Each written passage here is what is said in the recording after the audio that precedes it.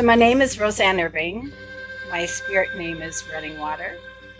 I'm from the Interior Salish of British Columbia, my reserve being the Lower Nicola Indian Band, just outside of Merritt. My life has come full circle. When I was a child, I lived within a huge secret. I grew up in my father's home and was raised by his parents until I was 9. During those years, until I was 13 years old, I had never been told I had a mother or a family of her relatives, nor was I ever told that I was Indigenous. I was robbed of my own heritage. Although I was not really aware of this as I grew up, I always had a sense that something was missing in my life. I always had a desire for belonging, and I felt that some parts of my life did not make sense. I had sensed that there were secrets being kept from me, and I now developed a strong desire to seek the truth. When I was a young girl of about 9 years of age, I had a neighbor whose son was a deaf mute, and we became the very best of friends. I believe that is where I first realized I wanted to work with children with special needs. I remember I would run home like the wind from the United Church on Sundays to catch Oral Roberts on TV. I loved to see how he used his healing hands upon those coming forward from the congregation, and was fascinated by the thought that healing could occur this way. Another interest I always had was in Indigenous art and the teachings. My inquisitive mind wanted to learn more about the Indians, who were my friends in school, who lived on the many reserves that surrounded my home in Merritt. Who would have ever thought that these experiences would impact my life so greatly down the road? I learned about my mother and that I was Indigenous when I moved back with my Grandma Irving when I was 13, asking, why didn't I have a curfew? Oh, the secrets were now being unveiled, and I connected with that side of my family when I was 14, now living with my Grandma Nellie. When I was 15, I moved to Ontario, and I met my mom for the first time at the Toronto airport. I had finally found one of the missing pieces of my life, and I lived with her from then on. I received visions throughout all stages in my life where my intuitiveness was very alive, but did not share it until I was much older. It wasn't until I was an adult that I began to have an understanding of what I thought of as blood memory. I married when I was 20 and started a family. I was blessed with my second son, Joshua, who was born with a beautiful spirit, but his vehicle was broken. Doctors dubbed him as our miracle child. I began volunteering at his school, and after the passing of Josh just prior to his 6th birthday, I continued volunteering, now at my son Mike's school at Orchard Park. I was encouraged to apply for the position of an educational assistant, but not having all the credentials for the position, I was hesitant. However, I was told that I had the heart, so I applied.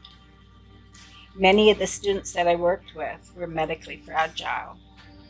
I realized that I had a gift for working with special needs children, and doing this work helped keep my heart full. Part 1 of my circle complete. I became close friends with the owners of the group home where my students were loved. It was Ellie, a very gifted woman, who shared with me that I was a healer, thinking at the time that she had 3 heads, and I certainly didn't understand what she was talking about. Ellie invited me to spend time with her so that she could help tune me in. After the first memorable session with her, I went home and spoke with my Creator. Really spoke with him. as if he was my best friend, laying on the bed beside me.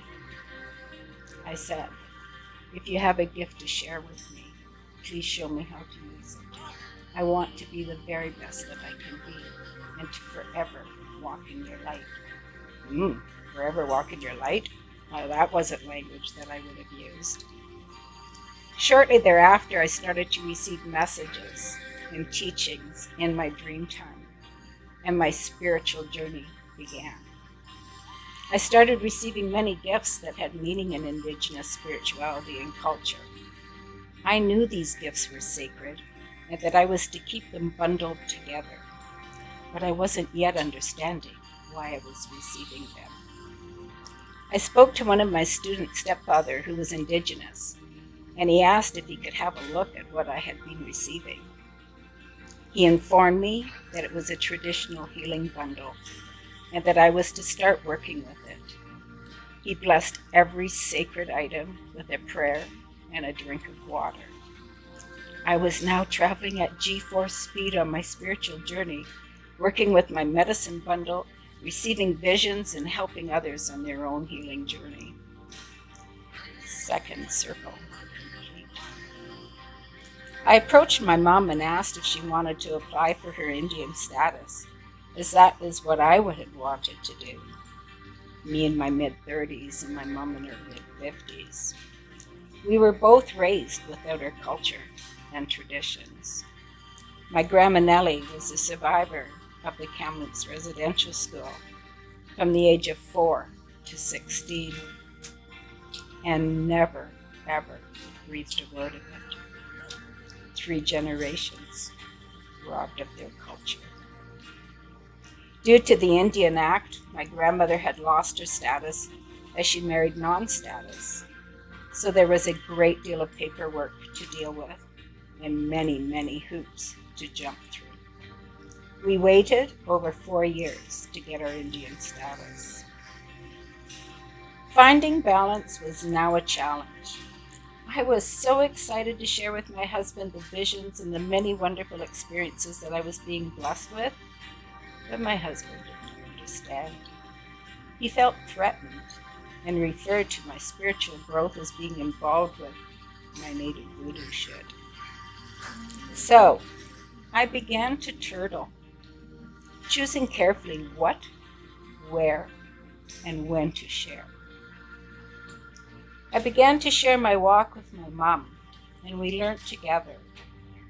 My mom was later asked to be an elder at the NBIT College in Merritt, where she was learning and recalling that blood memory on her path of the journey. The Creator had plans for me.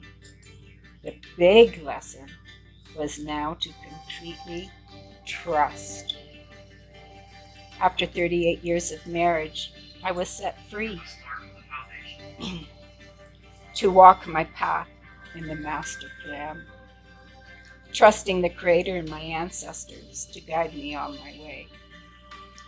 At the end of the school year, I left Orchard Park after 24 years and had applied to the position of an Indigenous student advisor, knowing I did not have all the paperwork credentials once again, but was encouraged to do so. Recalling the lack of paperwork that I didn't have for an EA, just a huge heart, and I still had that. I had been doing professional development workshops for the Simcoe County District School Board, which encompassed cultural awareness and sharing the truth around residential schools, presentations for new teachers, running restorative practice circles, while being pulled from my classes with no supply. Loving what I was sharing, thinking just maybe they will see the passion I had in sharing the knowledge that I carried, and I wouldn't need that piece of paper with a university degree. I did not get an acknowledgement for my application. September was fast approaching, and I had a vision that I would be working with a grade 1 student just 2 days prior to receiving a call, offering me a position at Regent Park, working with a grade 1 student. I shared my vision. The principal and myself were in tears, trusting Spirit once again on my journey, knowing this is where I was to be. After 5 years at Regent Park, a colleague is so excited to tell me that there is a perfect position for me to apply to. I ask, and what position is that? She says, as an Indigenous student advisor. I respond with a hell no. I am not going there and will not do that again. She asks for the file that I had sent in and forwards it to the board, untouched. I get a call and I'm asked if I would like to be a part of the Indigenous team. I accept. And I ask if I need an interview. No, just need to know if you would like the position. Oh, my heart is so full. It is brought to my attention that the principal of Indigenous Ed had to fight for me, with me thinking it was because I didn't have all that paperwork. Well, it's not till 4 years later, this February actually, that I hear Senator Murray Sinclair doing an interview, and he speaks to systemic racism. My body responds. I now know that is what I dealt with. I placed a call to that friend and asked, was the fight systemic racism? Yes.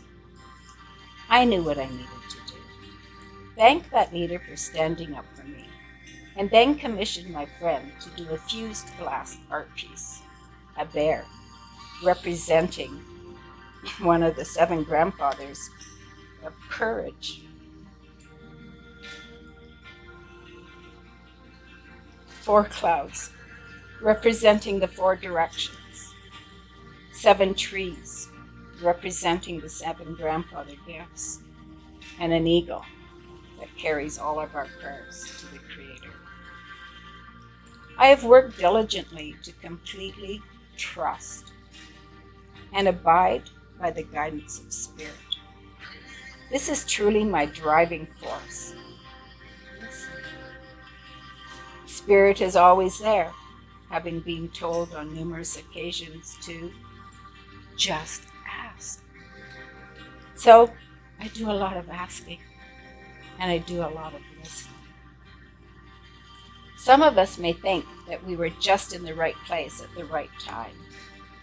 Yes, I say, because that's exactly where you were to be. I met Jeannie, who is now one of my best friends, just by being in the right place at the right time. I had met Jeannie one time briefly in October of 2005, and then received a phone call from her sister in April of the following year. Karen called my immediate neighbor, asking if they had my phone number, and I just so happened to have recently attended a Pampered Chef's party there and had placed an order with my number on it. Jeannie's daughter had been in a boating accident and was missing. I was asked if I would be able to locate Katie. I had never done this type of work before, but I remembered, just ask. So I did. I started to receive visions in my dream time, and we worked with those visions, sitting at the water, listening to Spirit, where we were now sharing that information with the search party, to the point of the Ministry of Natural Resources finally agreeing to adjust the water level. Katie was located exactly where Spirit had told me and had shown me in the eddy. A year later, Jeannie wanted to go and get Katie's hunting backpack. We searched the house everywhere with no avail. Getting ready to leave, Jeannie said, I can't believe you didn't ask Spirit. I said, oh my God, I can't believe I didn't ask Spirit neither. So I sat down and I asked. I was literally picked up, like somebody had put their hands underneath my armpits, moved me forward into the living room, and there were two Rubbermaid containers stacked on top of each other, with the top of the first container that said Pete.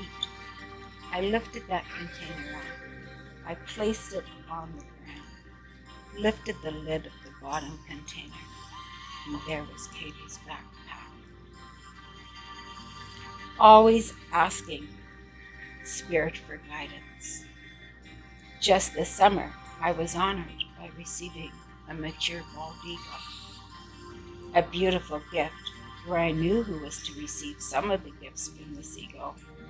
An elder was to be gifted a wing that I would make into a fan, and another elder to receive the head for an eagle's staff. While driving home one night, I was playing over in my head, how was I going to finish off this wing with a wooden handle? I asked Spirit, where would I find specialty wood, like black walnut, red cherry, or white ash? And immediately heard Peter. I only knew one Peter, and he was on our Truth and Reconciliation Roundtable Committee. I pulled over and called him. Peter, this is going to sound bizarre, but I asked Spirit where I could find a specialty wood, and I was told your name. He responded, yes, I can help you with that. Oh, can you come over tomorrow? Well, I was so excited I would have dropped anything that I had been planned and responded with, absolutely. Peter had this piece of curly black walnut stored in the rafters for over 20 years. He said he would love to make the handle for the wing that I was going to gift. I learned that Peter makes guitars. And when I told him who the wing was being gifted to, he said that he had made a guitar and gifted it to the same friend elder that I was about to receive, who was about to receive this Baldy's left wing. Well, Peter made a case for that wing, and you'd think it was a guitar case to carry it. All Spirit-driven. There are times that Spirit nudges me to go and sit with an elder. During one of those visits, Paul shared some powerful words that moved me to my core. Those words have driven me even further to share our truths and to speak up. He said, Rosanne, I love you. Love you for who you are and for what you do. And you need to continue to use your voice as our ancestors had theirs taken from them. Use my voice? Oh, feeling so empowered by those words. As an Indigenous student advisor who travels to all schools within the board, I am able to use my voice with a larger audience.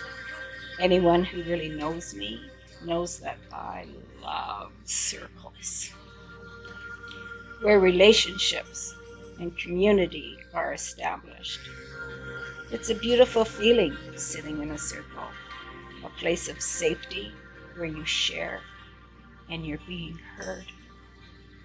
I'm able to share the teachings around smudging, our sacred medicines, 7 grandfather gifts, the Kairos blanket exercise. Also sharing my personal experiences from brain tanning a deer hide, making a drum, fishing the mighty Fraser River, the way of our ancestors, to attending a sun dance, conducting sweat lodge ceremonies, flying into remote Indigenous communities, sitting on a Truth and Reconciliation roundtable. Now, fully understanding that my circles have brought me to where I am, doing my soul purpose work of that master plan. I am extremely grateful that the Creator has so many teachers cross my path, as every day is a learning day. doors continually open, and Spirit guides me to walk through. In our Indigenous culture, the number 4 is very significant. And with 3 circles complete, it's left me wondering if that 4th circle is waiting for me to embark on that path. So after tonight's experience, I will have to ask, listen, and trust. Forever grateful, Coach Jeff.